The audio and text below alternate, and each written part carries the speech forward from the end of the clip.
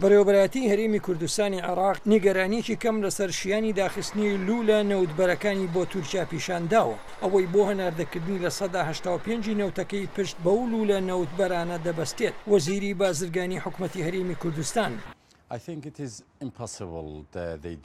من بڕوام وایە شیانی ئەوە نییە کە تورکیا ئەو کارە بکات لەبەر ئەوەی سوودی هەناردەکردنی نەوت بۆ هەردوو لامانە. جا ئەگەر هەناردەی نەوت ڕاگرێت تورکیاش زەرمەند دەبێت. نزیکەی لە 35 ئەو کۆمپانیانەی لە هەرێمی کوردستاندا کار دەکەن کۆمپانیای تورکیا ئەوانش لەدەست دەدات. دەنگدانەکەی ڕۆژی 25 ئەیلول لە هەرێمی کوردستانی عێراق ئەنجام درا دژایەتێکی توندی حکوومەتی ناوەندی عێراق و هەروەها کۆمەڵگەی نێونەتەوەیی کرد. ئەنجامی دەنگدانی ڕێفراندۆمەکە ئەوەی خستە ڕوو لە 92.73 پشتیوانی ڕێفراندۆمەکەیان کردبوو بۆ سەر بەخۆیی و جابوونەوە لە عێراق. ئەم کارش حکوومەتی ناوەندی عێراق و تورکیا و هەروەها ئێرانی نیگەران کرد و دەڵێن ئەمە مەترسی سەر هەڵدانی شەڕی نوێ لە هەرێمەکەدا خۆش دەکات و شیانی هەڵوێست وەرگرتنیش لەلایەن ئەو سێ وڵاتەوەی لێ دەکەوێتەوە. تورکیا کە زۆرترین ژماری کوردانی هەرێمەکەی تێدایە ترسی ئەوەی هەیە دەنگی بەڵێ بۆ سەربەخۆیی هەستی جابوونەوە لە ناوچەی باشووری ڕۆژهەڵاتی تورکیا زیاد بکات. دەگوترێت حکوومەتی ئەنکەرە ئامادەیە گەماڕۆیی ئابووری تند بسەپێنێت لەوانە داخستنی لوولە نەوتبەرەکانی هەرێم بۆ تورکیا بۆ ئەوەی کوردان لە ئەنجامی ڕێفراندۆمەکە پاشگەز بکاتەوە.